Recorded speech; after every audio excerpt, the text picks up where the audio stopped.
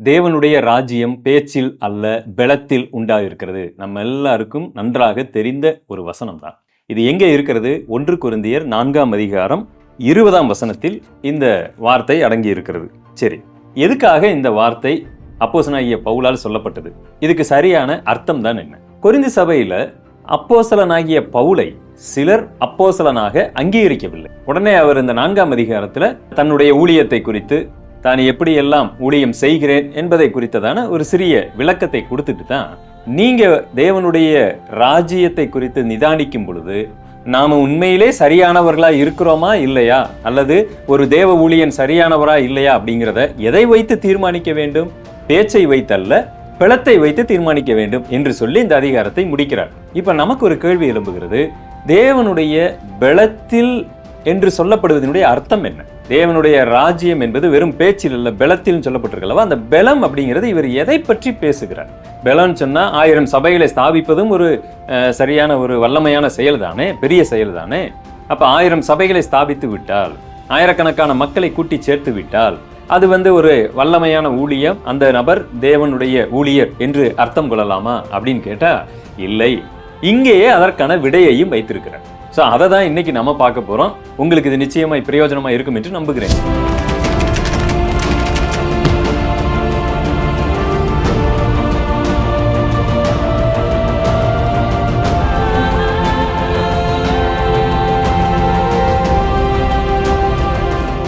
முதலாவது ஒன்றை புரிந்து கொள்ளலாம். தேவனுடைய ராஜ்யம் என்பது பேச்சில் அல்ல, பெலத்தில். அப்ப பேச்சில் என்பது எதை காண்பிக்கிறது?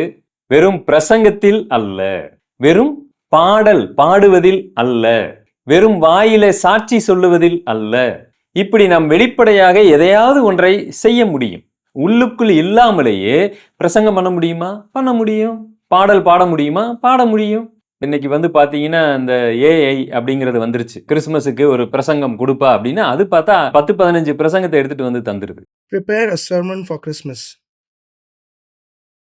The unexpected gift. Finding hope in the manger. Opening. Brothers and sisters, friends and family. What a joy it is to gather here tonight. Bathed in the warm glow of Christmas lights, our hearts filled with the anticipation of celebrating the birth of our Savior. We sing carols, exchange gifts, and enjoy the company of loved ones. நீங்க அதை அப்படியே வாசித்து பார்த்துட்டு அப்படி போய் நீங்க என்ன பண்ணலாம்? பிரசங்கம் பண்ணலாம்.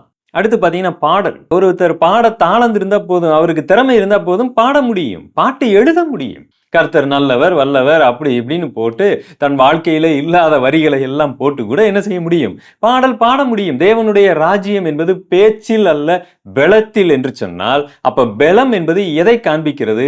இதே அதிகாரத்தில் தன்னுடைய ஊழியத்தை குறித்து அப்போஸ்தலனாகிய பவுல் அவர்களுக்கு நிரூபித்து காண்பிக்கும் பொழுது எதை அவர் காண்பித்தார்? நாங்க எப்படியெல்லாம் பிரசங்கம் பண்ண தெரியுமா? எந்தெந்த இடத்துல போய் நாங்க ஊழியம் பண்ண தெரியுமா? எத்தனை ஆத்துமாக்களை கூட்டி சேர்த்தோம் தெரியுமா என்றெல்லாம் அவர் பேசவில்லை.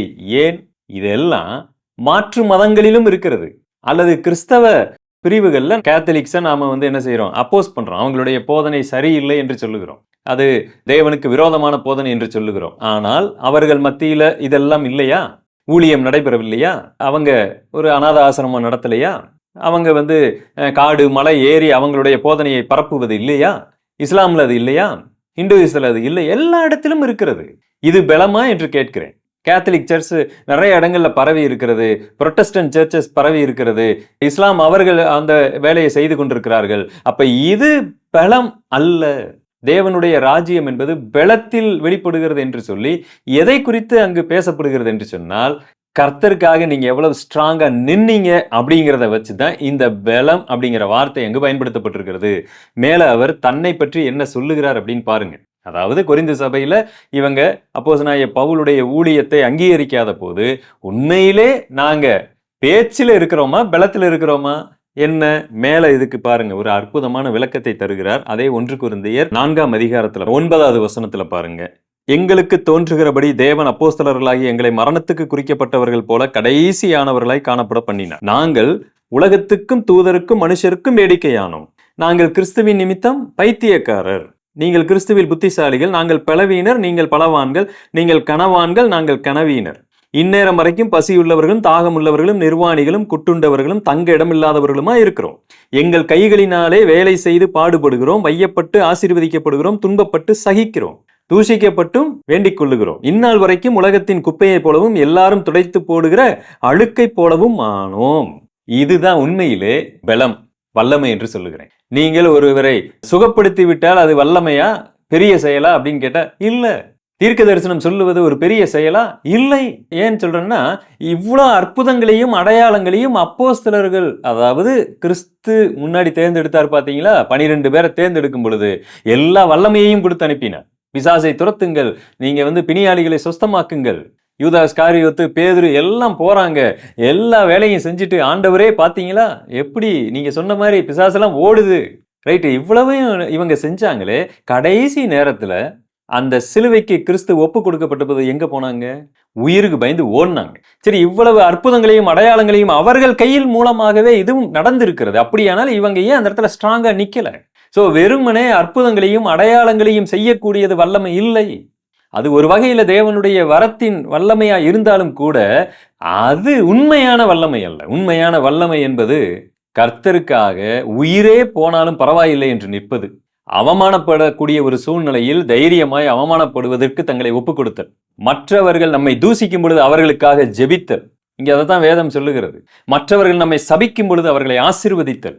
இது யாராலும் செய்ய முடியாது. ஆகவேதான் இதுதான் வல்லமை. இதை தவிர நம்ம எல்லாவற்றையும் காப்பி அடிக்க முடியும். தேவனுடைய செயலாக எல்லாத்தையும் நாம காப்பி அடிச்சிடலாம். பிரசங்கம் பண்ணிடலாம், அப்படி நல்லவங்க மாதிரி 4 வார்த்தைகளை பேசிடலாம், ஹம்பிளா நடக்கலாம், ஆயிரக்கணக்கான மக்களை கூட்டி சேர்க்கலாம், சபைகளை ஸ்தாபிக்கலாம், ஊழியம் என்று சொல்லி திரிந்து கொண்டு இருக்கலாம். இது எதுவுமே பலம் இல்லை. தேவனுடைய ராஜ்யம் என்பது பேச்சில் அல்ல, பலத்தில் இருக்கிறது. இப்ப சொல்லுங்க, நீங்க பலவானான்னு நான் கேட்கிறேன். ஞாயிற்றுக்கிழமை சபைக்கு போவதில் அல்ல நம்மளுடைய பலன், ஊழியம் ஆங்காங்க போய் செய்வதில் அல்ல நம்மளுடைய பலன். ஒருவர் என்னை தூஷிக்கும் பொழுது அவர் மீது கோபப்படாமல் அவரை என்னால் ஆசீர்வதிக்க முடிகிறது என்று சொன்னால் அதுவே தேவனுடைய பலன். அதுதான் தேவ ராஜ்யத்திற்கு நான் உட்பட்டவனாய் இருக்கிறேன் என்பதனுடைய வெளிப்பாடாய் இருக்கிறது. ஒருவர் என்ன திட்டும் பொழுது நான் அவருக்காக வேண்டிக் கொண்டு இருக்கிறேன் அல்லவா, அதுதான் அல்லவா பலன். எனக்கு அன்பானவர்களே, இந்த பலனை நாம் மறுதலித்து விட்டு மேலோட்டமாக எல்லா மதங்களிலும் இருக்கக்கூடியதான அந்த பலனை நாம கிறிஸ்தவ சாட்சி என்று பறைசாற்றி கொண்டிருக்கிறோம். பவுல் அதை குறித்து பேசவில்லை. உண்மையிலே நீங்கள் தேவனுடைய சாட்சியை வெளிப்படுத்த வேண்டும் என்று சொன்னால் இந்த அடிப்படையில் நீங்கள் வெளிப்படுத்த வேண்டும். தேவனுடைய ராஜ்யம் பேச்சில் அல்ல, பலத்தில் இருக்கிறது. இந்த வசனம் உங்களுக்கு புரிந்திருக்கும் என்று நம்புகிறேன். அடுத்த ஒரு பதிவிலே உங்களை நான் சந்திக்கிறேன். God bless you.